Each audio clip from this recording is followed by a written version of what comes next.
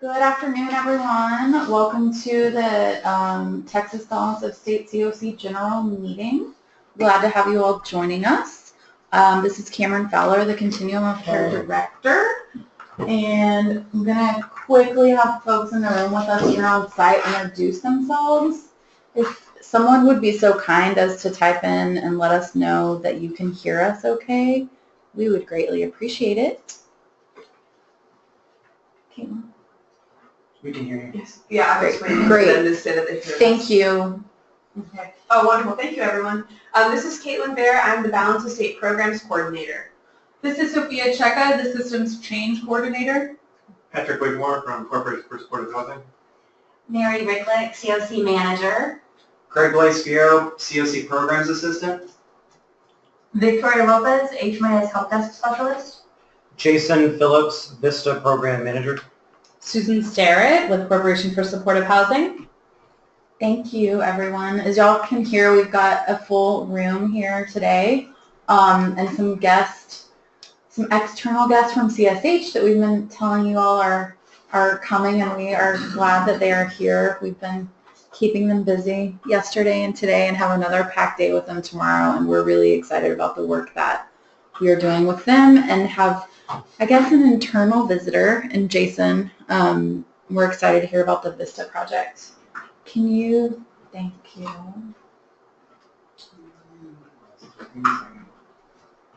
We are looking for our map. Since we can't have all of you introduce yourselves, we're at least going to show who's joining us from what areas of the state. So all of you are falling under one of those dots, and just want to say we appreciate you taking the time to spend the afternoon with us today. We hope this meeting will be useful and productive. As always, if you have questions or comments, you can type those into the chat box and or raise your hand. And looks like we have really good representation today from across the state. So thanks for being with us. And I guess we're going to go ahead and move straight into agenda item number 2, which is our spotlight this month, which is our Vista Project, and I'm going to hand it over to Jason. Great. Thank you. As Cameron said, my name is Jason. I am the AmeriCorps Vista Program Manager here at THN. And I'd like to start off to give you all a minute to think about the all-important question of what program, process, or resource does your organization or community need to better serve people experiencing or at risk of experiencing homelessness in your community? I'll give you all about 30 seconds to come up with that.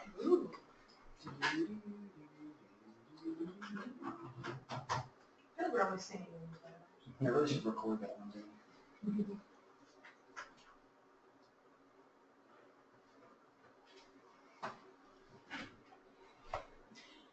You can have some of those.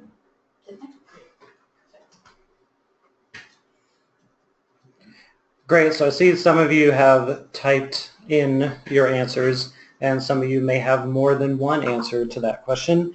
But what I'd like to do now is talk a little bit about the THN Vista program and how that can help y'all potentially develop some of these resources or programs that you're seeing your community needs. I'll start off with what AmeriCorps Vista is. AmeriCorps Vista started in the 1960s, I believe in 1965, to help alleviate poverty. It's a federal agency. We just had our 50-year anniversary. And typically, Vista projects last from 1 to 3 years, depending on the project.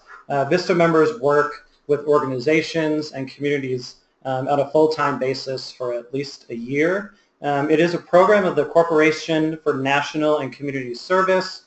We all love our acronyms, so you might hear me refer to that as CNCS.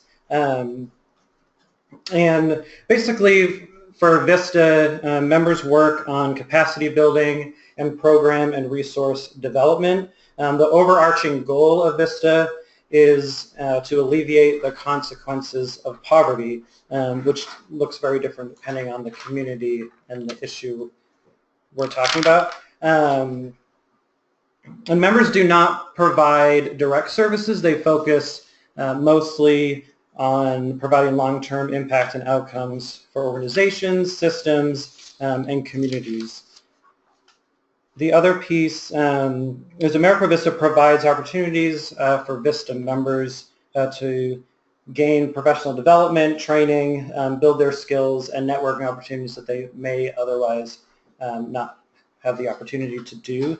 It also strengthens the commitment to national and community service. Our Vista members, although they do have some benefits and they are paid a living allowance, it is very modest, and so it really is a big commitment for Vista members and the folks that are working with Vista projects. A little bit about THN's Vista program. We serve as a sponsor, and what that means is we're an intermediary between CNCS, the Corporation for National Community Service, and Vista projects that are related to homelessness in the state of Texas. So we administer the grants and do all the reporting, so our partners don't have to worry about that piece. The other thing is we provide a lot of assistance in the development of Vista project work plans, assignment descriptions, and project performance measures. And one of the things that I value and believe strongly in is that to develop these projects, we do have models that we can bring into communities, but what works best is if we can really start off the conversation and with the discussion of what challenges, needs, and strengths that your community has so that we can develop these projects surrounding what the community needs are. We also assist with recruiting, screening, interviewing, and the selection of Vista candidates. We provide additional training, supervision, and professional development opportunities for our Vista members, ongoing support for work plan development and project implementation, and then training and resources for our sub-sites, our partners, supervising Vista members, and managing the overall management of Vista projects.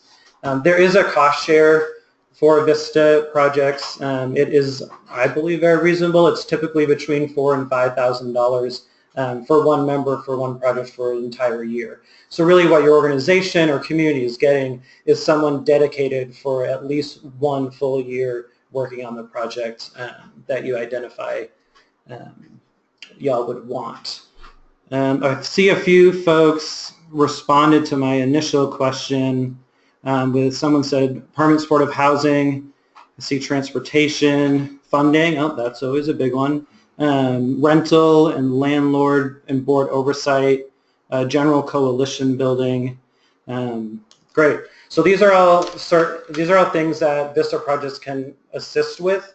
Currently, we have Vista members throughout the state of Texas working on implementation of coordinated entry. We have some working on coalition building that could be adapted to some of the LHCs if folks need assistance in that, and providing more structure and development of that. I've been talking with Caitlin Bayer recently about developing projects specific to ending veteran homelessness. So really we have multiple issues that our Vista projects and members can address. And I'm the one that y'all will eventually talk to if you're interested in having a Vista project in your area. Right now I'd like to move on to, we have two Vista members on the line, Catherine Gonzalez and Laura Harwich, and they're going to just speak for a few minutes briefly about their perspective as a Vista member and the project that they're working on. Okay, good afternoon everybody. My name is Catherine Gonzalez and I am an AmeriCorps Vista, a THN Vista serving in Denton, Texas. I moved to Denton about 4 years ago to pursue my bachelor's degree in social work, and I am a recent graduate at Texas Women's University, and I decided to join AmeriCorps and THN during my gap year between pursuing my graduate degree in social work. So a little bit about what I do here in Denton is I am building capacity to support the development and implementation of coordinated entry. And some bits of what I do is to research best practices of coordinated entry in Housing First and present the findings to local stakeholders and organization leaders. I'm also building relationships with agencies across Denton County to provide any technical support they may need with the implementation of coordinated entry. One of the biggest accomplishments, I guess, that I just completed was collaborating with the University of North Texas and some data science students. And what we did was we went throughout the community to organizations that are going to implement coordinated entry, and we did some system mapping of their current intake and referral processes to identify any problems clients may be having getting into housing or receiving benefits. One of the main things with coordinated entry is to make the intake and referral process more streamlined and efficient to get more people into stable and affordable housing. So that's one of the things we just accomplished, and right now I'm working on a community needs assessment, which I'm finishing up, that I can present to our local homeless coalition so we can start with the implementation of coordinated entry. One of my questions were expectations that I have as a Vista member from my organization to be successful during with my project. My supervisor, I was kind of worried about the support I would have, especially with Texas Homeless Network being located in Austin, and how me being supervised or having some sort of leadership with my organization being in Austin and me being in Denton. But United Way has been really supportive and helpful, and my supervisor here, my on-site supervisor, has been really supportive. We meet on a daily basis just to go through any problems or concerns I'm having, or if I need to talk to her about planning with my project. She's available for me at any time, really. She's a really good resource, and she's been really helpful in getting me in contact with people and agencies around the area. And one thing that I think Vista can bring to a good value Vista can bring to your agency or your community is Vistas can foster growth and with developing new projects or assignments. They really foster growth in existing and new development of community support, also collaboration. They can initiate collaboration interagency or within the community. And one of the biggest things is support. I know some organizations and nonprofit agencies really have problems with funding. I've learned that in my project, seeing that we have lost a huge emergency solutions grant. One of the things is capacity building. A lot of people are missing capacity, and I think AmeriCorps Vistas can provide support to those agencies who are struggling. Great, thank you, Catherine. Laura, we have about 2 minutes left. If you don't mind talking, that'd be great. Oh, we got a couple more. Thank you. Hi, everyone. I'm Laura Harwich, and I am an AmeriCorps Vista in Abilene. And I've lived here about 25 years, and this is my second time as a Vista. I was a Vista at a different agency about 10 years ago as a grant writer and a fundraiser. I am working, as you can see, on 3 different major projects. The Abilene Homeworks Collaborative is a group of agencies who are working together to provide wraparound services to families with school-aged children who are at risk of homelessness or experiencing homelessness. And by the way, these were all existing projects when I came on board. I've just joined the team. Host Homes is a temporary placement model for unaccompanied youth who are outside the foster care system, and those those kids will be placed with families locally who are willing to provide a room and a place for them to stay temporarily. And SOAR implementation, if you don't know what SOAR is, it's SSI, SSDI, Outreach, Access, and Recovery. And it's a program to train caseworkers to submit applications with the help of their clients that are approved faster and more often on the first try. I've also recently started working really closely with the West Texas Homeless Network to try to update some of their processes and some of their strategic goals. So that's just something that I've picked up on my own, kind of. I think that this year will have been successful if we look back and are able to say that there are projects that are farther down the road than they would have been, or things that were accomplished that would not have been otherwise. And particularly because of where I'm placed, I'm at my site is at 211, which has such a high community level focus.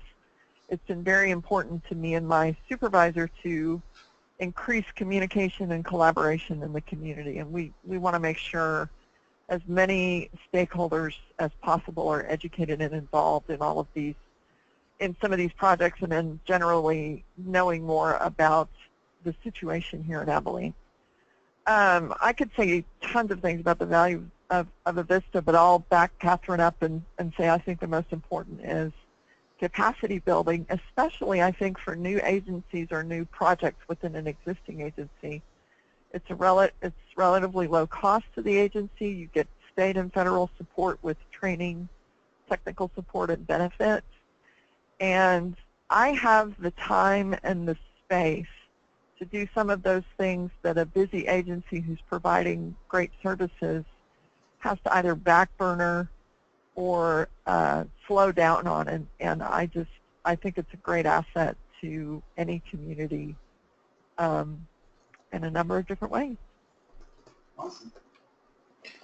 Great. Thank you, Catherine and Laura, not only for your service, but also presenting today. Y'all have made a huge commitment. Thank you. So we have very limited time during this meeting, so if anyone has any questions about AmeriCorps Vista in general, or how you could potentially have a Vista project in your organization or community, please feel free to contact me at jason@thn.org. Phone number is 512-861-2124. I'd love to talk to you about potential projects in your area. Great. Thanks, Jason. Thank you, Catherine and Laura, and all our Vista members. Just kind of want to echo what Jason said as far as just how valuable a Vista can be in communities and different organizations. We know resources are limited and feel like it's really a heck of a deal. And also for some of you, depending on your projects and the activities that a Vista could provide, you may also be able to use a Vista as a match for some of your grants. So that's something else to consider. And I'm going to pass it along to Mary, who has a board update for you all. Hi everyone, this is Mary. Just an update on our CoC board. Most of the seats were elected at our annual elections in September. But over the past few months, at that time and over the past few months, we had not had a nomination for seat 12, which was designated for someone to represent law enforcement or criminal justice.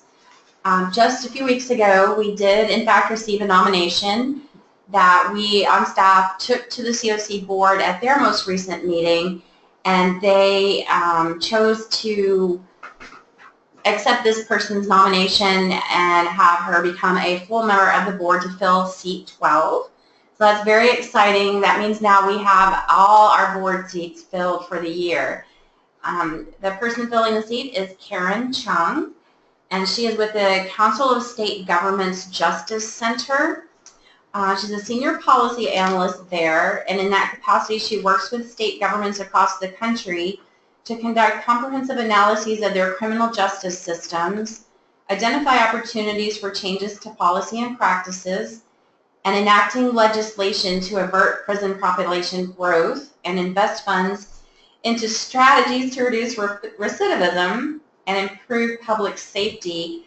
And that includes a focus on housing for people re-entering the community after criminal justice system involvement. So we're really excited to have her level of expertise and experience coming to our board, because we know that's a really critical population, as are all of our seats, which is why we expanded the board this year from 8 members to 15 members, so that we would have more representation of specific subpopulations and topic areas. So again, we just wanted to congratulate Karen and thank the board for accepting her nomination, and let you know that we now have a full board, and Karen will be able to be a voice for us on the criminal justice and law enforcement front. Great. Thank you, Mary. Caitlin, priority project update. Excellent. Yes, so I wanted to provide a couple of updates for our CoC program grantees, because you're likely going to be getting a bunch of emails from me soon, and I wanted to let you all know what you were going to get and what the expectations were. So you may have already turned in your APR, but a lot of you still have APRs that are left to turn in. As most of you probably know, your APR is due 90 days after the end of your grant term. And we are having you, in addition to submitting it in eSnaps to HUD, are also having you export a copy from eSnaps to turn into us. Before you enter things into eSnaps, we're trying to help you improve your data quality, so that way you're getting credit for all the good work that you're doing during the year. Because if your data looks off, then you're not going to get credit for it. So what I'm doing is I'm running your HMIS APR about 30 days before it's due. And I run through it, and I give you a couple of highlighted areas for you to go through and do your data corrections. And then we can look at it and make sure you don't have any questions. And then at that point, you grab your financial people, get your financial information, get your corrected HMIS APR, and put it all into eSnaps. If you have any questions about the process, about how to use eSnaps, about what the heck is an APR, please feel free to contact me. My email address is Caitlin, which is spelled CAITLIN @thn.org. So if you get an email from me asking you to run your APR in preparation for submission to eSnaps, that is why. So look out for one of those about 30 days before your APR is due to HUD. I also wanted to let you guys know that we will be kicking off a quarterly monitoring process involving doing data quality corrections about every quarter and in collecting your locked data. I know this sounds like more work. I promise you it will not be. It will be a little bit, as far as like you're going to have more contact with your HMIS, and that you're going to have to do more data corrections. But how this is going to help you for the competition is that every year we ask you for your locks data, and I'm sure you feel like you're constantly going and getting that and having to struggle to do that to submit it in time for the competition. If we do it quarter by quarter instead, then we will already have that, and that is one less thing that you have to do around competition time. So I know it's a little bit of a pain in the butt to do that at competition time. We're trying to help you guys be able to do that more regularly, and in this way you can also keep a closer eye on your expenditures and on your budget and stuff like that. So expect that to be also coming from me, Caitlin, here pretty soon. Thanks, Caitlin. Thanks, Caitlin. Thanks, Craig. Cameron wasn't paying attention, y'all. It happens. Sophia is going to give y'all some updates on coordinated entry. Hey y'all, so as you may have remembered from last meeting, we released the coordinated entry written standards for comment on Monday, November 7th, and we had a 2-week comment period that ended on Friday, November 18th. We had a flood of comments come in the day the comment period closed, and I'm so happy that we got them, because you guys provided a lot of really excellent feedback. In total, we received about 15 comments. Most of them were formatting issues or asking for more information or more clarification on certain aspects. And we had several comments in regards to hours of operation for the coordinated entry system, the referral process, in particular asking for more information for what that will look like, advertising, like what does well advertised mean? No, it doesn't mean you have to get a billboard. It just means everybody needs to know about it, and that can be through handouts, but I'll be providing that information later on. And then also the time required for case managers and other employees. We also received a comment from TCFV, which we were told in our board meeting last week, involved feedback and comments from other DV providers. The comments were mostly regarding the usage of the VI SPDAT and the FBI SPDAT as our standardized assessment tool, as well as using HMIS for the housing priority list. So we're talking with them about that stuff. Feedback will be, for all the comments, not just TCFE, but for all the comments will be incorporated into the written standards. And I will be releasing responses to the written standards with the final written standards. And also, if any of the DV providers worked with TCFV, if you could please let us know so that we can include that in CoC engagement for the NOFA next year, that would be, you would be helping us and yourselves out a lot. In regards to the toolkit, it looks good. There's some final tweaks that I need to make to it, but it's not going to take nearly as much time as the written standards will. I'm going to stop promising a time when they're going to come out, because I feel like every time I talk to you, I'm like, oh, before the holidays. And so the plan is in the new year, early in the new year. We just want to really make sure that they're very high quality, that it's consistent, so we have a lot of different pairs of eyes looking at them, and the process just in total is taking a lot longer than we anticipated. But I think you all are going to be really pleased with the quality of the product you'll be receiving, if I do say so myself. But yeah, like I just said, expect an early release in 2017. I'll be taking advantage of the week and a half that our office is closed to be working, or to be uninterrupted. And so does anybody have any questions about that? Okay, thank you. Thanks, Sarah. So moving on to the point in time counts. Just a reminder, y'all, that's happening on the 26th. Most of you, your coalitions and your PIT leads have been working with, You're at the wrong date. yeah, that's actually not the right year. So that needs to be a 7 for 2017. I Not can't go back in time. believe that that's happening, but it's here. So just again, we hope you're hearing about this at your local coalition meetings. Those of you that don't have functioning coalitions or enough folks for those right now, we hope you're in touch with Lindsay. Reminder that this year your youth count is going to be used as a baseline for HUD. Does that mean that we are conducting a separate youth count, or that we expect you to? No, it does not. We did that last year. All of the coordinator materials, the surveys, everything is online. An exciting reminder that this year, for the first time, finally, we're going to be doing our PIT for HMIS providers in HMIS, which we hope is going to really streamline the system for you all and also really increase our data quality. So the data and HMIS team is going to be having a webinar specifically for those of you that use HMIS for emergency shelter and transitional housing just after we get back from the holidays.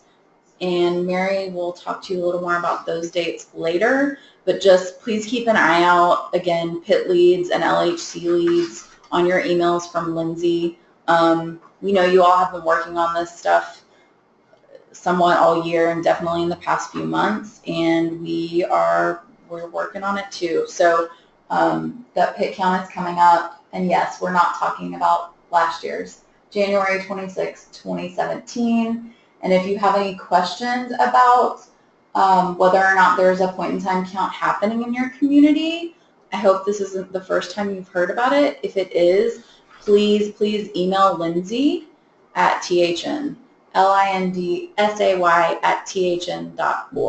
I put her email in the chat box. Oh, great. And Craig put her email in the chat box. Oh, look, it's me again. most of you would have received an email from us. I know you've heard us talking about the AHAR, and would have received an email Friday asking you to review our data. Part of the process in confirming and submitting our data to HUD is that we send it out to all of you. We recognize that it was a very quick turnaround time, and the reason for that is because HUD gave us an extension, and we're very grateful for that extension. And thanks to all of you for your work in helping us get our data kind of scrubbed and clean and corrected for the AHAR. We really appreciate it. Your data impacts everyone using the system, and we know it's a lot of work, and it's showing, the improvement is showing. The work you all have put into data over the past year and the work our HMIS and data team has been doing was really evident in our report this year, and y'all know how nerdy we get about data, so it was really exciting. Just to remind you all, the AHAR is a report that goes to Congress every year. It provides nationwide estimates of homelessness, including demographic information, service use patterns, and capacity. So it's based on HMIS data. So I'm going to kind of quickly go over these, and we'll do them more in depth, but they have been submitted and confirmed, and we want to share this with you all. They're also posted on our website. So this first report is data for all persons, so everybody in the system. Bed coverage rates, that means what percentage of our beds are in HMIS. These we would definitely like to see go up. HUD most certainly looks at these when we submit this report. We appreciate all of the providers around the state that aren't mandated to use HMIS but have recognized the importance of it and the benefits it can bring to your community. Being on the same system as we're working towards systems change and coordinated entry. If you know of a program that is not using the system that is interested in doing so, please contact us. So if you kind of look across, you'll see ES here is emergency shelter, and then it goes through families, emergency shelter individuals, transitional housing families, transitional housing individuals, permanent supportive housing families, and individuals. And again, that bed coverage rate is of our our family emergency shelters, 55% of those beds are in the system. So that's definitely a goal for us over the next year. We want to get more projects in the system, and the way we would determine this percentage is the housing inventory count, or the HIC, which you also have been hearing a lot about from Lindsay, because that happens at the same time as the point in time count. So we take the HIC, look at all of our projects across the balance of state, and then take those that are in HMIS.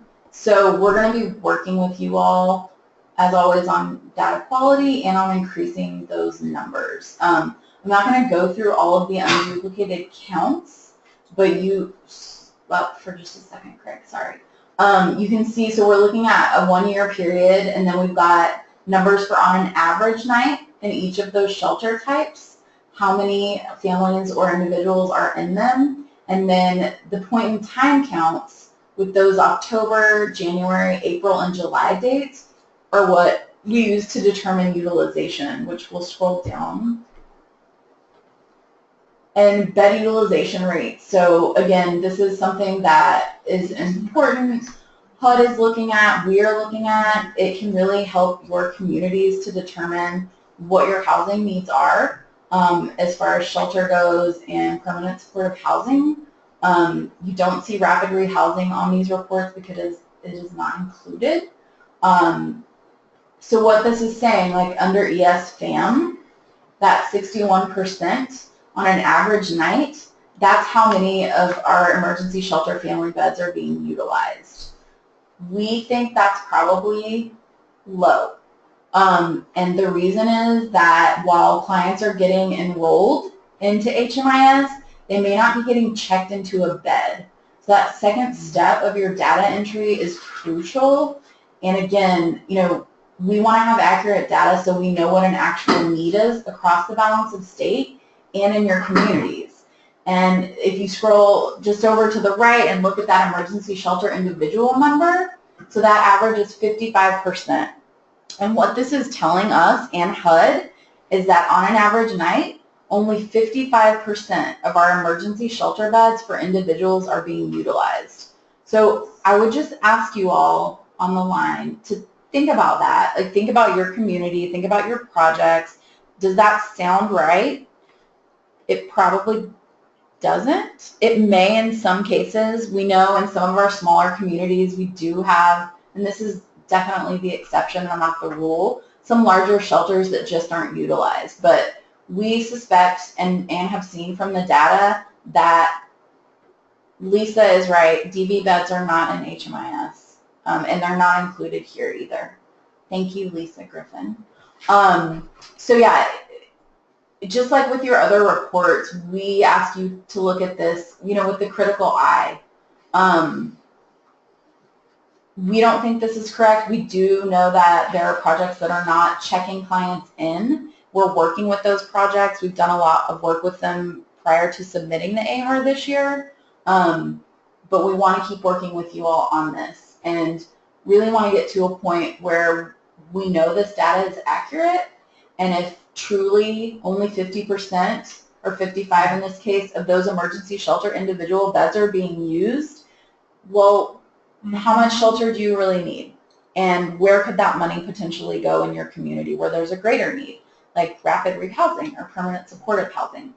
So those are the things that we're looking at. If you scroll down, you've got an average length of stay for those beds.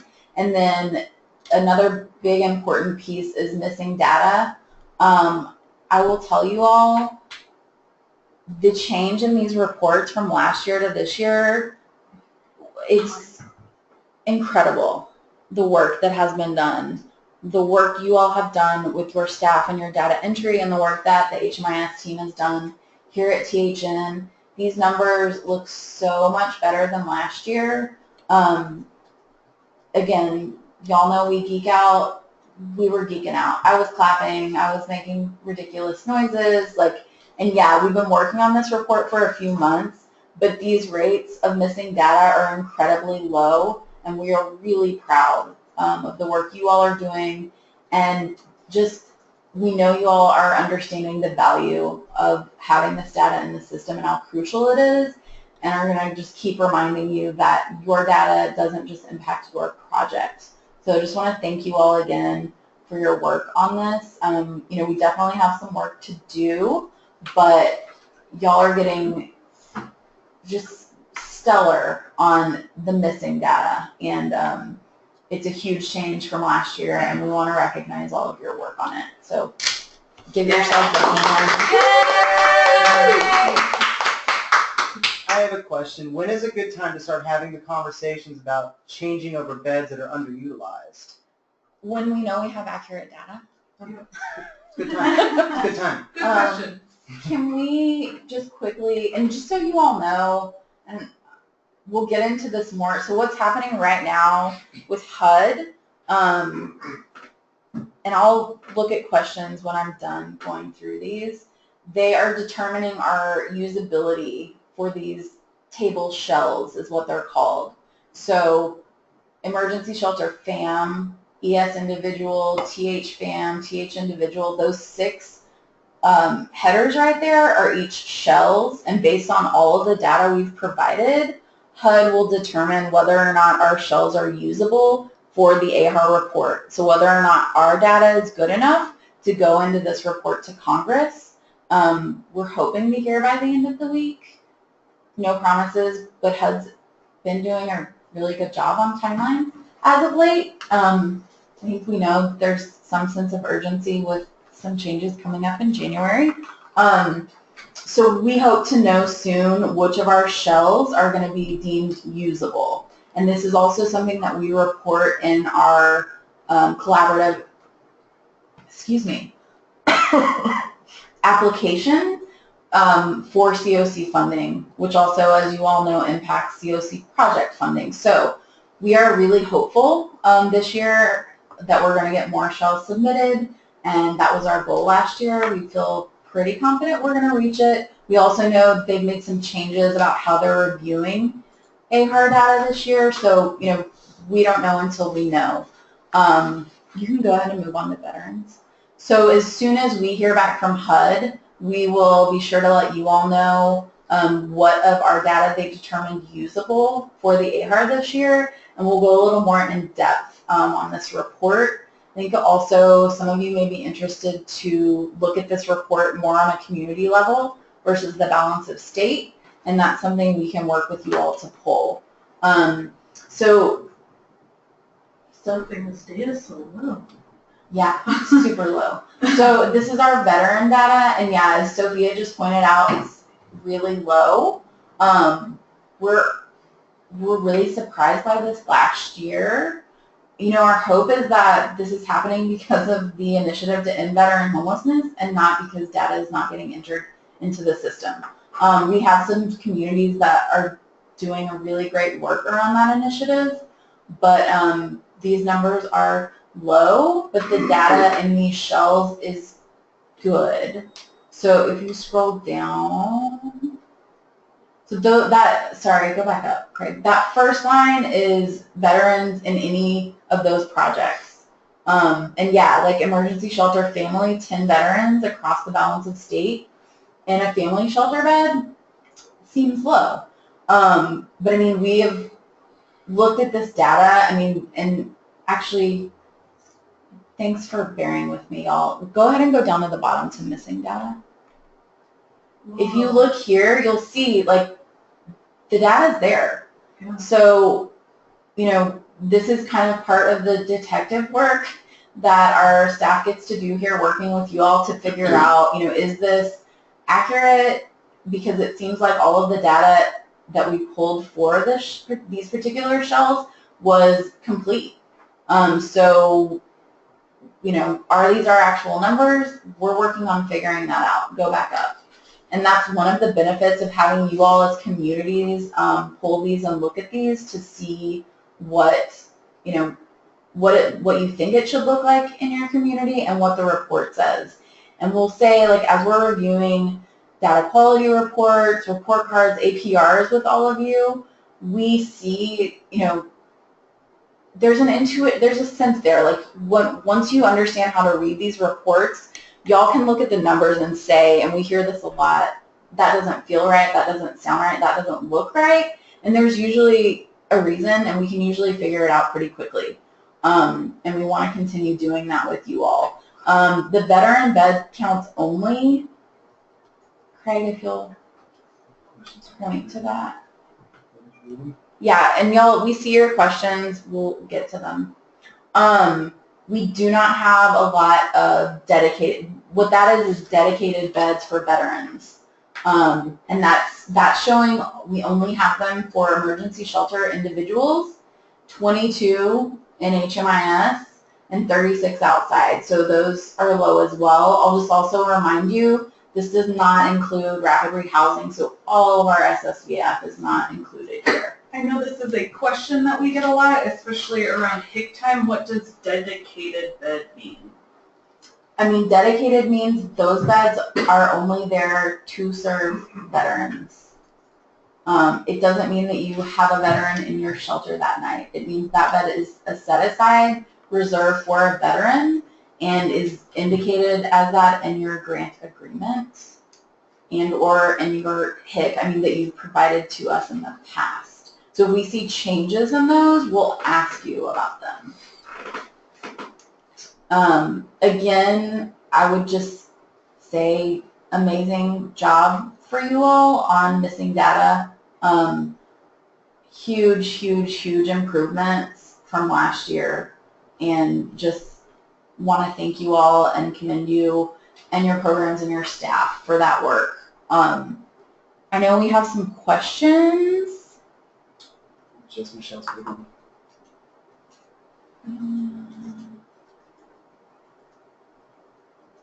Okay, so that one, Michelle, I'll answer individually. And y'all know, go ahead, raise your hands, type them in. Once we hear back from HUD on our AHAR usability, we will be reviewing this data with you all again.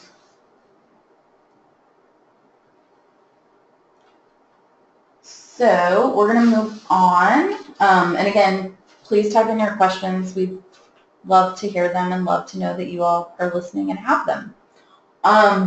Y'all have heard us talk the past couple months about the Corporation for Supportive Housing and the Priorities Communities TA that we're going to be receiving and have been. And Susan and Patrick are finally here in the flesh and are spending a couple days with us, really working through how we're functioning as a CoC, how we kind of tackle this large geography so that we can be as effective as possible in the work that we're doing, assist you all and support you in the work doing, and I mean, do what we're all here to do, which is end homelessness and the Texas balance of state. So I'm going to pass it over to them to introduce themselves and share a little bit about their work. Sure.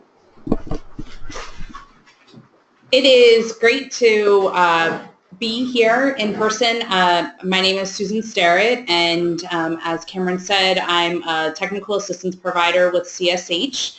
Prior to becoming a technical assistance provider, I worked in Delaware's statewide continuum of care as both the collaborative applicant and the HMIS lead. So I have been in the same boat as the THN staff and have worked with many of your counterparts in Delaware. So it's great to be here. I have a couple of additional things that I want to say, but first I'll let Patrick introduce himself. I'm Patrick. We're going back to some of you on some of the Project Connect trainings that we did last year, or this year. Yeah, this year. Soon to be next year, or last year. But so I've worked on the continuum of care field for almost a decade now, so I worked in the Chicago continuum of care for many years, and then I've done quite a bit of work in balance of state projects. I know like the struggle that you guys have with capacity and just some of the challenges that geography presents itself. So we're definitely interested to be able to get to do more work than what we've previously done in Texas, and excited to get back out to kind of parts of the state and start helping projects directly. Yeah, so I want to talk just really quickly about the technical assistance and kind of where we are, and then move into just some of the major HUD priorities to make sure that you all have those on the top of your minds like we do. So the phase of technical assistance that we're in right now is considered a needs assessment, where we are collecting just a ton of information from the folks here at THN, and hopefully we'll also be able to reach out to you all and hear from you what you think some of the priorities are, what are some of the really great things that is happening within the balance of state, as well as what some of the challenges are. What are you still struggling with, and what are some of the areas that either through technical assistance, through the priority community TA, and or work that THN can help you with, what can really help you to advance the vision in the balance of state of preventing and ending homelessness for anyone who is experiencing it and or at risk of homelessness. So we're in that needs assessment phase right now, collecting the information. From here, we hope to develop that list of priorities and then move into the actual provision of technical assistance. And so that means anything from how the balance of state continuum of care operates in terms of governance and structure, to the implementation of these HUD priorities that we'll talk through, and the creation and kind of revisions of your homeless crisis response systems within communities, all the way down to your point time count, how HMIS is operating, and how the actual funding, the grants that folks receive, how that's being administered and managed, and what are some of the the areas for improvement there. So the technical assistance can range to touch any of those things. Probably can't do it all, although we're going to try our best to do as much as we can for you all. Priority community TA has been occurring for many years, and it will continue to occur. This is not something that will be in and out in 3 months. You will continue to see a lot of us. When I've worked in other priority communities, and when I go there, there's a reason that we have 25 priority communities across the country, and that is because if those 25 communities actually end homelessness, then the country is well on its way to meeting the national goal of ending homelessness by 2020. So the work that you all are doing really makes a difference, not just in your local communities, but in the nation as a whole. So thank you for everything that you do, that you continue to do. And if we all make sure that we are keeping that vision that's the same, which is preventing and ending homelessness in our communities, then you're going to continue to do amazing things. So thank you for all of that hard work. Patrick and I were in Washington, D.C. Last week, meeting with other technical assistance providers and staff from HUD. And if you've ever had an opportunity to go to a national conference or to be on one of the HUD webinars, you have probably heard Norm Suchar, who is the director of the SNAPS office, which is the Special Needs Assistance Programs office. Norm has worked in the homelessness field for a very long time, providing technical assistance and capacity building and doing research, and now has been at HUD for about 2.5 years. Norm talks a lot about HUD priorities, and so if you've heard him or are on the HUD Exchange listserv and get the policy priority emails that come out, nothing that I'm about to say should be a surprise, and hopefully it's not, but I think it's a really great opportunity for us today just to kind of re-emphasize what some of the major areas are, not just now, not just in the next 6 months, but really moving forward into the future. HUD has made it really clear that through all of the transition that's going to be happening in the next month or two, that their priorities are not changing, that the strategic vision that they have to help communities end homelessness will continue to be that strategic vision. So language may change a bit, but the ultimate goal is still the same. So some of those key priority areas are system performance measures. You all have seen the system performance measures that were submitted in August, and then again with your 2016 Continuum of Care application. There will be another round of system performance measures that will be submitted sometime in the near future. And every year you're going to have to submit the data for those 6 performance measures. And hopefully you can all name those, but it's things like reducing the length of time that people are experiencing homelessness, reducing the number of first episodes of homelessness, reducing returns to homelessness or recidivism or reoccurrences of homelessness, really being able to increase exits to permanent housing, both through street outreach as well as other permanent housing projects, being able to increase, thank you. I have someone over here counting to make sure that I'm telling you what all of them are. Increasing income and access to other mainstream resources and non-cash benefits. And number 6, reducing pure number of homeless in the community. Great. Currently right now, the data that was collected and then reported to HUD this year, in August of this year, it was what we're calling baseline data. Anticipate that the 2016 data will be another year of baseline data. More than likely, the CoC application will not be scoring changes from 2015 to 2016 data because this is new stuff, and we're all still trying to make sure that we even know what it is that we're reporting on, right? And you're not going to be scored against other communities. When you are finally being scored on your system performance, it is going to be you making progress from the year before. And so it's really important as a community and as the individual communities that make up the balance of state that you are spending a lot of time over the next year identifying what your questions are related to these system performance measures.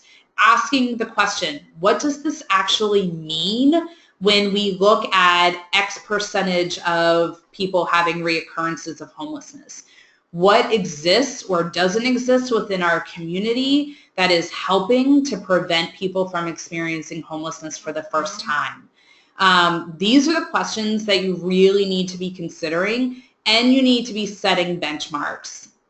For every system performance measure, you should be setting both local as well as balance of statewide benchmarks for where you want to be next year with that data.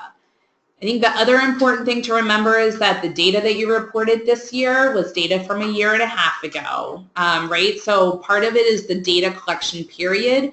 What you're going to submit in 2016, that reporting period is already done. It was over on September the 30th.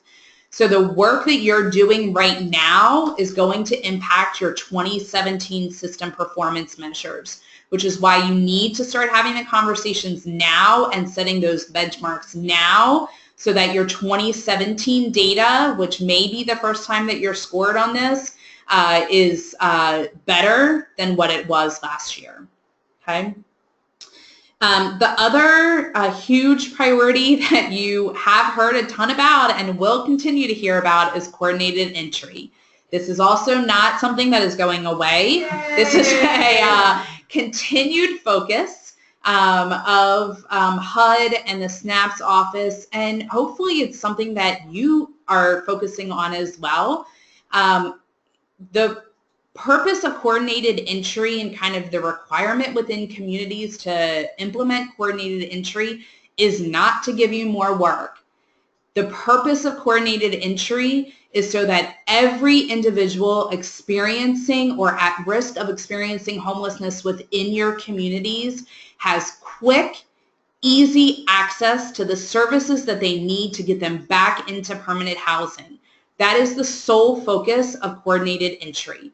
And in order to do that, you need to be able to identify them. You need to be able to understand what their needs are through a standardized assessment process.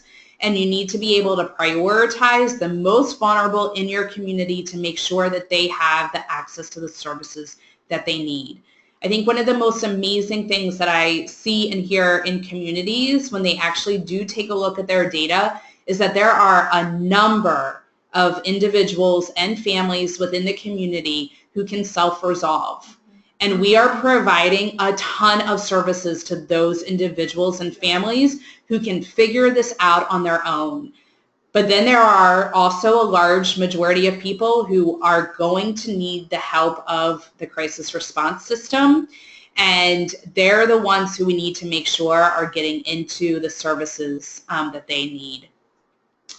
I think the third policy priority and third priority that you're going to hear, continue to hear a lot about is the effective use of resources.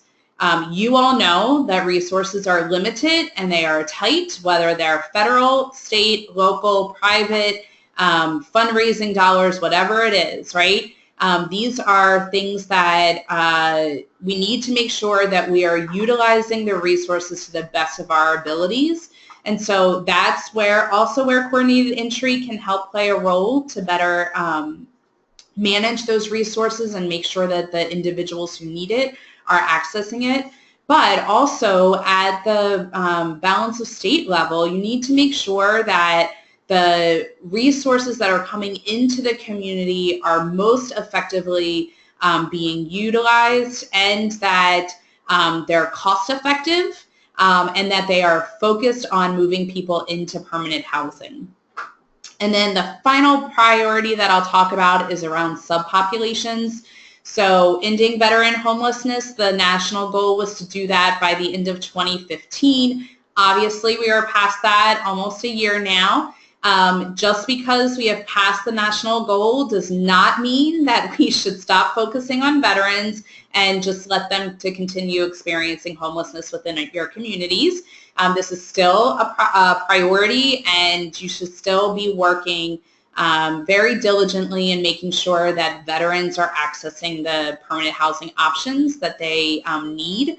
And obviously from your AHAR that was just reviewed, it looks as though you're making some really great progress towards that. We'll continue to monitor that and work with you all around veteran homelessness. The goal of ending chronic homelessness is at the end of next year, so you're a year and 15 days away from that goal. And you know, what we know from about ending chronic homelessness is that there's a large majority of those individuals who need permanent supportive housing. And so really making sure that you have the permanent supportive housing resources, that they are utilizing a housing first philosophy, moving people in and helping them to maintain their housing.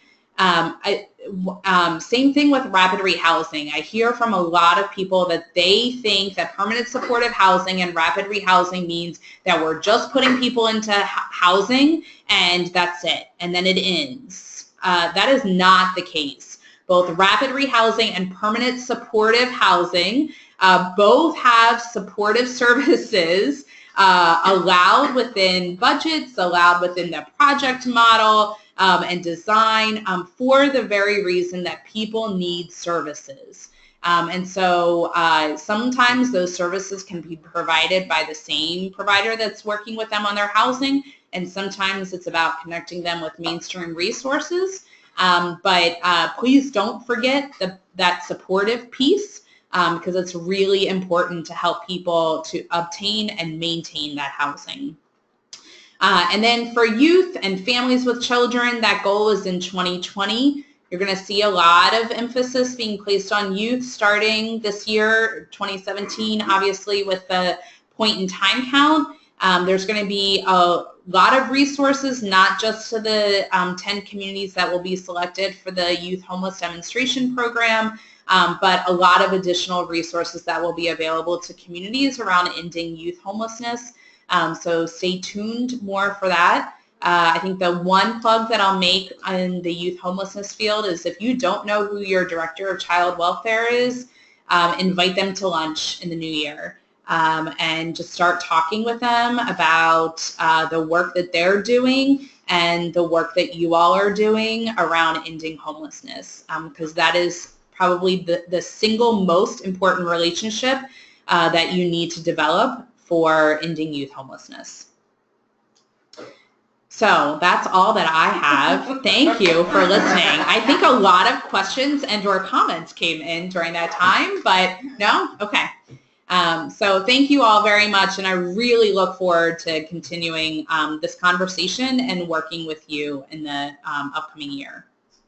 Thank you, Susan and Patrick. I know that's not new information for you all.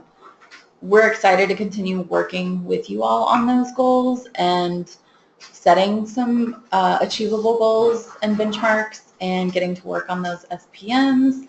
And it's a lot. We know it is. We also know you all can do it. And, you know, a lot of the work we're doing with CSH is figuring out how we can best support you and your communities and the work that you're doing. So thank you again for all the hard work that you're doing. and we're really looking forward to working with Susan and Patrick.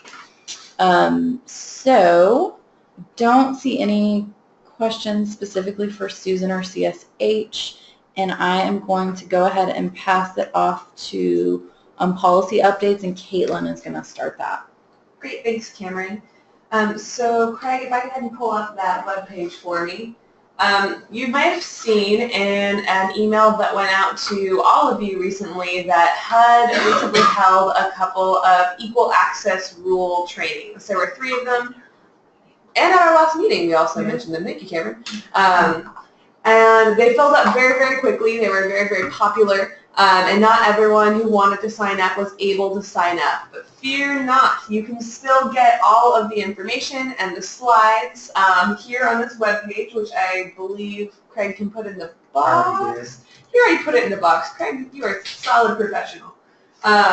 So if you go to that webpage, then you can see that there's a landing page for LGBT homelessness. And if you scroll down, then you'll see a number of resources which are available to help you comply with the new Equal Access Rule. The Equal Access Rule, just to give you a very, very short, non-comprehensive summary, is a rule that states that people who are transgender should be able to have access to the same housing and services as their cisgender counterparts, and should be allowed to stay in the housing that conforms with their gender identity as far as single-sex shelters go. That can cause a lot of consternation for some of our emergency shelter folks who do run single-sex emergency shelters.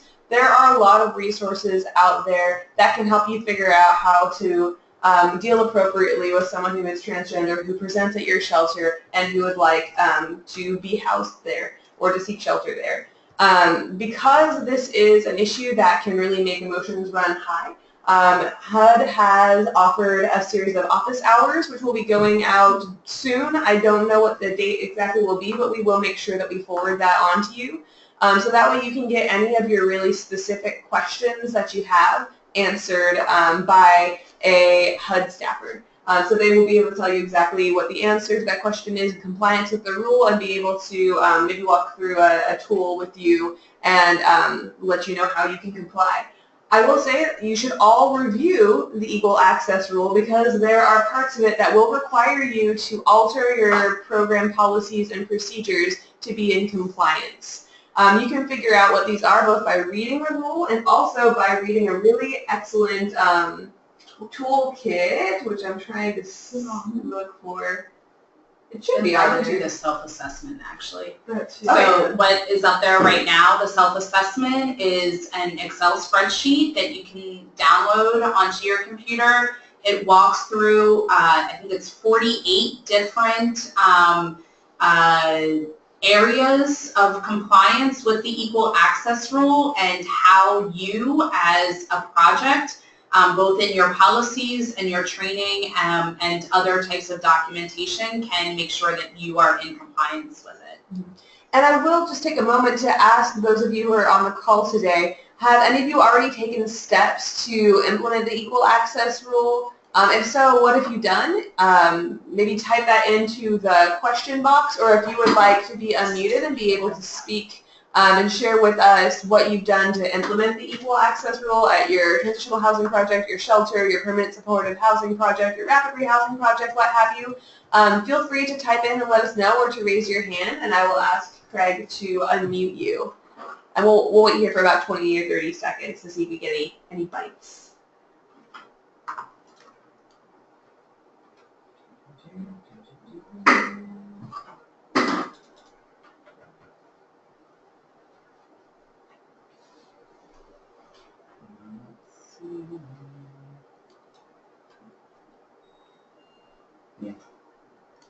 Y'all don't be shy now.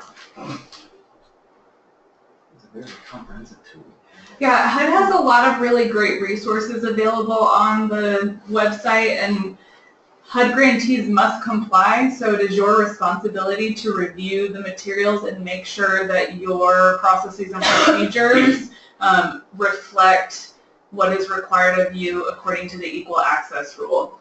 And I will say it's not just for CoC program grantees. This is for anyone who is funded by a HUD project. So if you are an ESG project or a RIDE project or development block grant, anybody that gets money through the CPD department. And I also, the toolkit, we'll find out where it is. I think I put it in the folder, is a really great resource. It talks a lot about gender identity, how to treat people with respect.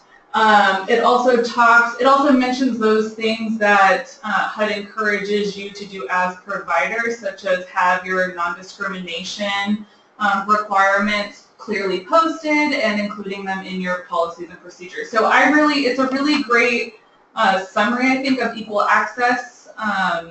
So check it out. And thank you, John Cooper from Abilene Haven, for writing in and says that he's in support of equal access and making sure that they comply, although he doesn't have specifics worked out yet. And I'm sure, John, you'll review the tool, and that'll help you figure out exactly what you need to include. So thank you for your enthusiasm. We applaud you. Yes, we'll actually applaud.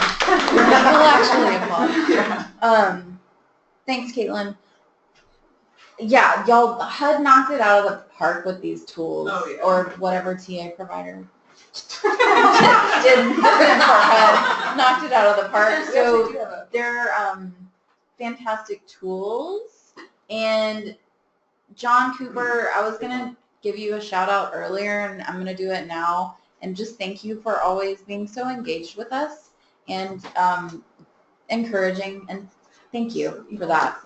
It looks like we do have some equal access questions. So equal access isn't only for individuals who are transgender. It refers to everybody, so including individuals who identify as non-binary. So that was a question that we just got, which was non-conforming gender. Yeah, and it also extends into sexual orientation, gender identity, and gender expression. So you may not discriminate against people based on any of these three things. And this is an extension of a rule in 2012 that also discusses marital status, which is also critical. Family status. Yeah.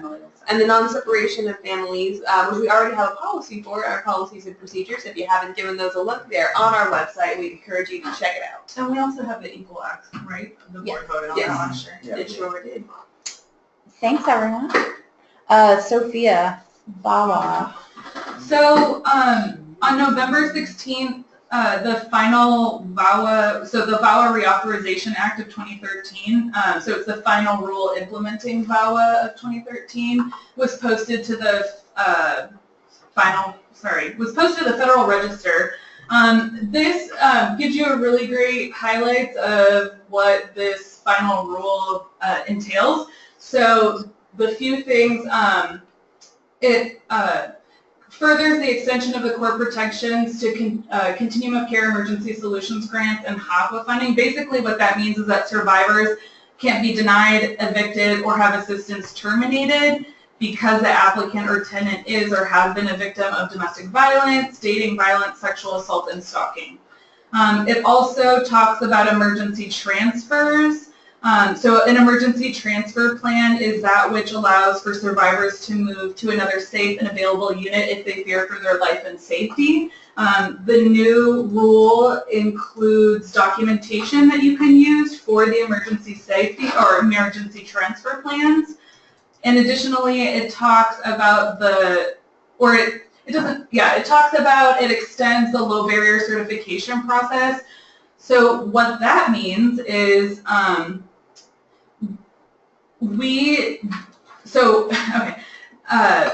under most circumstances, a survivor needs to only self-certify that they, in order to document domestic violence, dating violence, sexual assault, or stalking. Previously, a while back, it was third-party documentation was required. That has not been the case for quite some time. So again, low barrier, you cannot have third-party verification of that. The survivor self-certifying is enough. The rule becomes effective on December 16th, which is like in 2 days. Yeah. What this means for CoC, ESG, and HOPO providers, we encourage you all to review the information and include language pertaining to survivors and the emergency transfer and the low barrier certification forms in your policies and procedures and written standards. That's all of this information is available for you online, and Craig is we're going to be sending that out with the minutes as well. So if you have a question. Yes, sir. The emergency transfer clause, does that mean clients can now cross CoC boundaries with less of an issue? So that was determined under the mobility rule this summer. So they can come down at Vista Project. That's too. Yeah. So it's not great for shelter. Yeah. But homeless is homeless. Yeah. It doesn't matter where you are. So yes, they should be able to transfer. Yeah. Good question, Craig. You ready for your next one?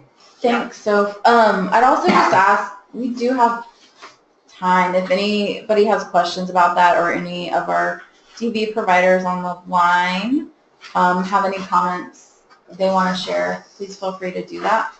Especially if you read. Well, yeah, most especially. Here's number 7. It's so hot, sorry. It is. Sophia is going to move on.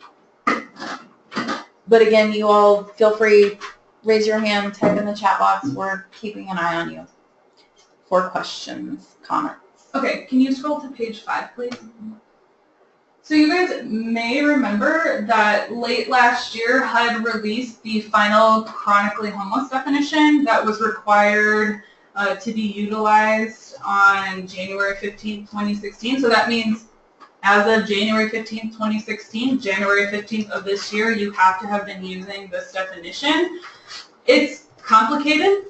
HUD recently came out with a wonderful resource to make this definition a lot easier for you in practice. So Craig, can you bring up the next one, please? Number 8.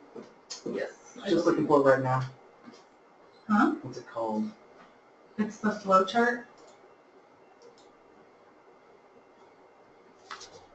Number 8. There's only 1 for 7. Whoa. Hold on a second. Sorry. Technical difficulties. Anyway, the resource that they came out with is a wonderful 2-side piece of paper, basically. The first side is a flow chart of HUD's definition for chronically homeless. You guys have probably seen a lot of flow charts in your life. I know a trend now is to let's do flow charts about whether or not we want to eat pizza for dinner tonight. So, which is, the answer is always, right? It looks complicated. It's really not. Yeah. So it looks complicated. It's really not. I encourage you guys to just take a second and read through it. Don't be initially overwhelmed about it. So as you'll see, there are 2 sets of instructions. I'm just going to stand up and do this because it's easier for me and that's how I do it. So you'll see here on the left-hand side of the document, there are instructions. And then if you go to the right-hand side, there's also a little reminder, right? So occasions are separated by a break of at least 7 nights, and then stays in institutions of fewer than 90 days do not constitute a break. So very helpful reminder. So can you scroll back? Thank you. So as the instructions say, you're going to begin at start here, and then you're going to proceed through the flow chart. So start here. Does the head of household have a qualifying disability? If no, you're going to go to the red box that says no, and it's going to take you to the household does not meet the definition of chronically homeless. So you're done, right? They're not chronically homeless. You're done with that. Scroll over. So if the head of household does have a qualifying disability, you're going to go to yes. So you guys will also notice that all the yeses are in green boxes and all the nos are in red. So if I answer yes to this, the next question is the head of household currently residing in one of the following? If no, you're going to move on to a next question. And then so on and so forth as you work your way through the tool. And there are going to be a couple of instances, keep scrolling to the left, Craig. There are going to be a couple of instances where you're going to find the red box that says the household doesn't meet the definition of chronically homeless. Can you circle that? Yep. If you scroll down towards the end, Sorry, it's a lot of scrolling, It's y'all. underneath here. Oh, is your mouse down now? And then scroll over. Yeah, so you'll see over here, for example, can they see your mouse? They can see your mouse, right? Yeah. So you'll see for here, over here, for example, it'll tell you that the client is chronically homeless. They are chronically homeless because they've been homeless for 12 consecutive months. And then there's going to be another box that'll show you that they're chronically homeless because they have been homeless for 4 episodes in the last 3 years, of which it totals 12 consecutive months. 12 total months, sorry. 12 total months. Ugh. Okay, there we go. So you'll see here 12 total months. So again, sorry to misspeak, it's not consecutive, it's total. So this is really awesome. You'll also know that the definitions are numbered. So household is chronically homeless for 12 consecutive months is a number 1, and household is chronically homeless 4 or more occasions, totaling 12 months over the last 3 years. That's a number 2. On the back side is a really helpful guide as to documentation for the chronically homeless definition. We're on the second page, I should say. I printed this out double-sided, which is why I'm saying front and back. So again, on the left-hand side of this document, you'll see situation on this table, and then number 1 is chronically homeless, and then in the row underneath it, number 2, household is chronically homeless for the other situation. So as always, HUD's preferred form of documentation is third party, not self-certification. You can self-certify in the instance that you have done due diligence in trying to obtain that third party verification. And I do also want to clarify HMIS records. So if you're this is the great thing about doing direct data entry, and with CE, you can utilize HMIS records to certify that somebody is chronically homeless. So I really encourage you guys to print this out and put them at every location you do intake. It's a really wonderful tool. It'll really help you change any habits that you currently have. It's great. I think HUD did a really great job with this. Or whichever TA provider. You put these links in the bar. Yeah. We do have a couple of questions that have come in, if you would like to address them. I think I scrolled up way too far. Julia asked, which PIH number is this? And she would like you to go back to the notice that you showed before the flow chart so she can get the number from it. Or if you just know off the top of your head. So the notice that I showed was actually the CPD 1611, which is the new prioritization standard. Yes, for CoC-funded PSH beds. We'll be doing more work on this in the new year. We'll be coming up with our new prioritization standards utilizing this. We will send you the final rule, though. It's a different document. And then Alice Bracken out in Texarkana would like to know, doesn't just answering the question in HMIS on the enrollment make this determination? No. HMIS does not have the capacity to tell you if someone is experiencing chronic homelessness. It's a yes or no question. Yeah, no, it's not anymore. So 3.917, the new there is a new, starting October 1st, there is a new data element, 3.917, which combines history of homelessness and length of time homeless. And if you go through that series of questions, it will get you to is the person chronically homeless, yes or no? So yes, that new data element can walk you through it. But if you're not in HMIS, and if you're, because that has conditional logic built in, same as that flow chart does. So if you're not entering data directly into HMIS, then please make sure that you're using the flow chart. Awesome, thank you guys. Good questions. We do have one question about if a homeless person with an undiagnosed mental illness, would that qualify as a disability? for the purposes of determining chronic homeless status. So it does need to be diagnosed. It does need to be But diagnosed. you can enter them, right, within 90, is it still 90 days? You can- 45 days?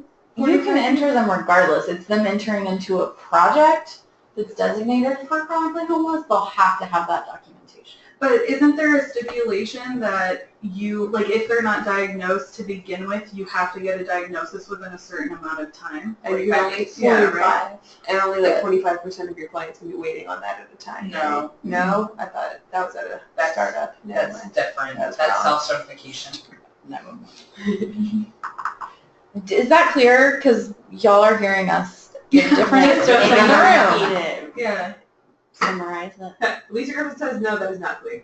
Yeah. So the correct answer is that you can enroll someone in a permanent supportive housing project dedicated to chronically homeless without the diagnosed disability paperwork, the documentation, for 45 days. At the end of that 45 days, you have to have the documentation. And the rules around documentation of disability is listed on that second page of that flow chart, but it needs to be someone, documented by someone in your community who is certified by your state to diagnose such disabilities. So if they go to their podiatrist and the podiatrist writes that person has a diagnosed mental illness, that is not an acceptable form of documentation because a podiatrist is not certified, professionally licensed to diagnose mental illness. So please make sure that you're following all of the documentation of disability requirements that are listed there. So just for clarification, so that's for PSH dedicated projects or beds for the chronically homeless? And Susan, jump in. I think at least one of those questions came from a shelter provider. And I know in Austin what we used to do, and you can tell us if this is wrong, is like if a client came in and self-reported, and this is what they're doing now with the new logic in the system, they're going with self-report. So you don't need that documentation upon presenting at a shelter. Once a client, hopefully, and it's soon, gets to a PSH enrollment, then they have 45 days, correct? Correct. There is a difference between asking a question so that you can answer it in HMIS and verifying eligibility for a specific project. Can you So- say that again? Yeah, there is a difference between collecting information for the purposes of HMIS, because that is all self-reported information, versus having documented eligibility for a specific project. So even this documentation of homelessness, you do not need this unless you are a project that serves chronically homeless. And you need that for purposes of eligibility for your project. So same thing with disability, same thing as the chronic homeless documentation. There are, depending on your funding source, if you're shelter, transitional housing, rapid rehousing, permanent supportive housing, you do need documentation of homelessness, and that goes back to the homeless definition. Yeah, there's HMIS is self-reported, and you do not need documentation just for the purposes of collecting data for HMIS. Okay, so now I'm going to ask again, is that clear? Does anyone have questions about that? And we see other letters coming in, I'll answer those, but any questions about documentation? Alice, yes, you may use a disability letter from the Social Security Administration as proof of disability. That is the second type of written verification, either licensed professional or Social Security Administration. Any other questions on that before we move on? Just want to make sure that we have clarified.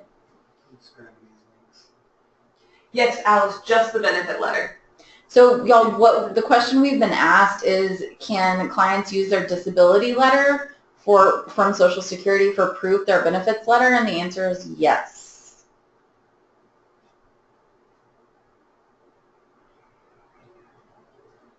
Okay, just making sure we're clear.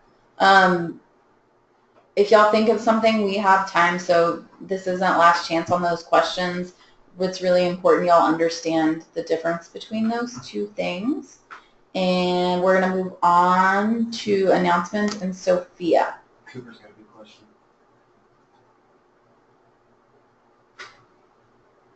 Go. Oh, me? Oh.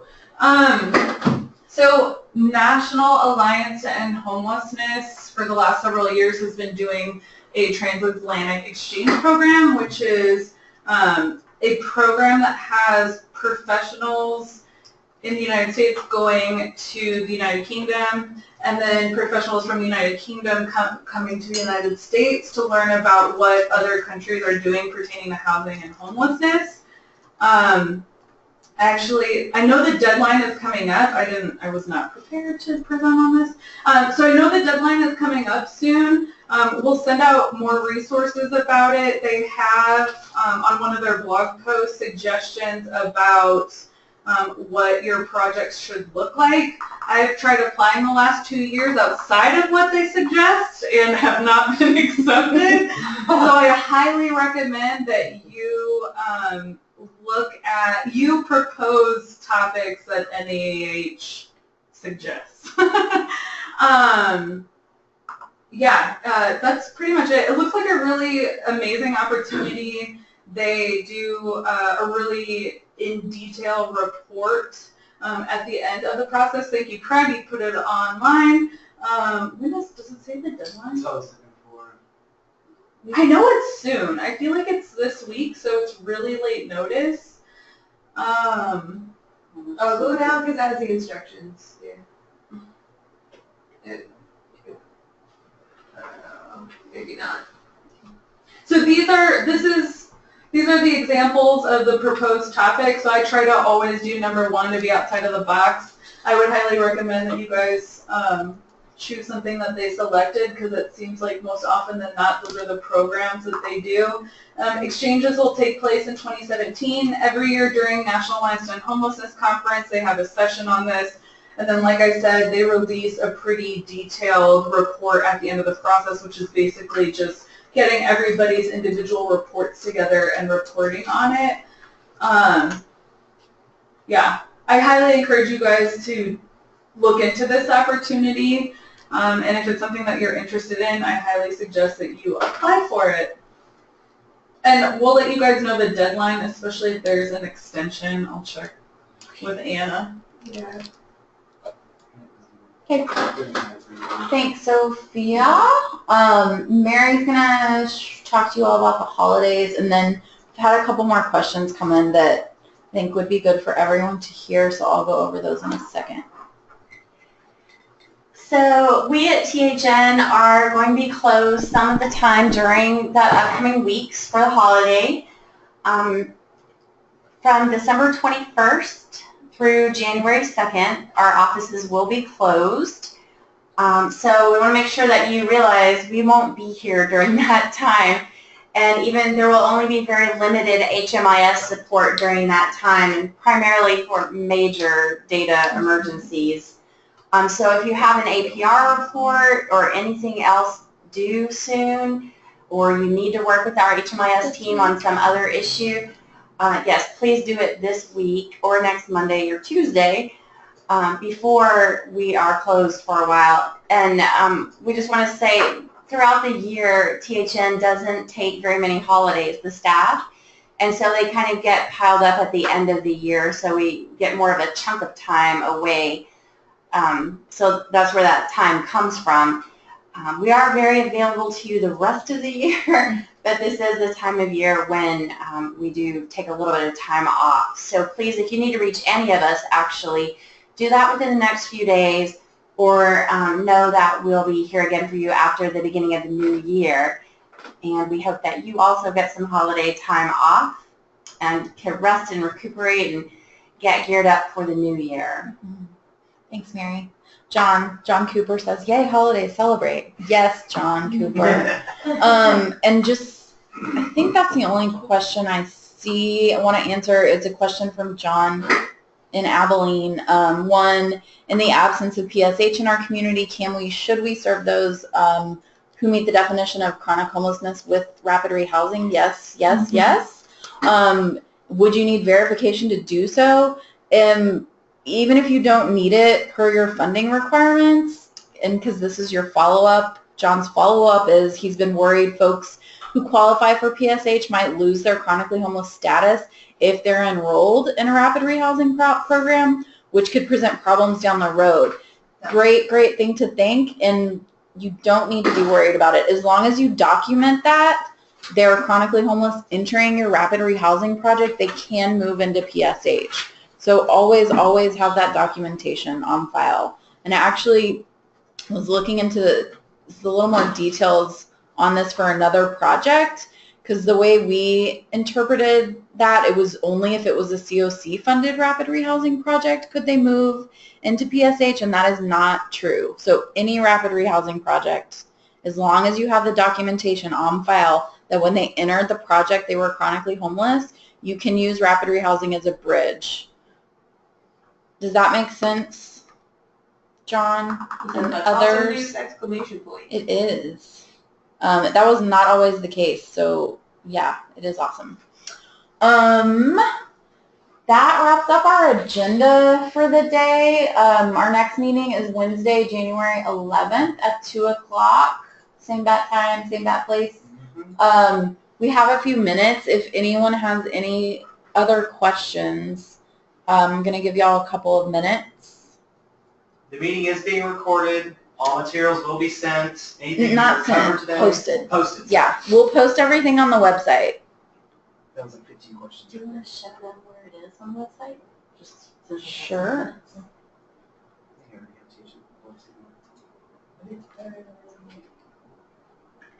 Under Beyond's resources. Oh no, board. Also, Board. we double checked the deadline for Transatlantic Exchange Program. It's December 18th, so you have 4 days to apply. So you'll see on our website, if you scroll over the BOS CoC tab, down to State CoC, down to CoC Board, and choose that one. About halfway down the page is our schedule of general meetings, and then our meeting minutes. We have been posting only minutes, but last month we started posting the minutes and all the materials. And that's what we'll be doing. And that's what we're doing from now on, because we want you to also have access to the materials, even if you weren't able to attend the meeting. If by chance you read something in a prior month's meeting minutes where we only have minutes posted and you want materials that we've referenced, please let us know, or let me know, I guess, mary@thn.org, and we'll make sure to get you any materials. Also, just a heads up, we don't know when. We never know when. Sorry, y'all. We're like heading that way. We have a new website coming within the next few months, which we're really excited about. So stay tuned for that. And just, again, want to thank you all for all of your work out there in your communities. We know that you all are on the front lines, and we are here with you, every day, even if it doesn't feel like it. And we're here to support you all. Please reach out to us. Please ask questions. Please communicate. We cannot help if we don't know what you need. And so just as we're moving into the holidays, just want to let you all know how thankful we are for the work that you're doing. And we look forward to the changes that are going to be happening here and the work that we're doing with CSH. And happy holidays and happy New Year. John, I see your question. I'm going to answer it, but I think we're going to close. Oh, thank you, Veronica. This was my first meeting. It was very good and informative. We appreciate it. From DET CoG. Oh, That's CoG. Thank you, Julia. I would love to, real quickly before we close, and John, I'm going to answer your question. Can we unmute everybody? Just like to say goodbye. Everyone prepare yourselves and mute yourselves if you have a particularly noisy office. We're unmuting you all to say goodbye.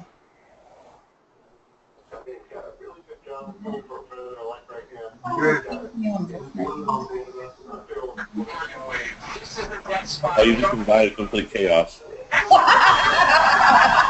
it done. Okay. Bye. Happy holidays. Bye.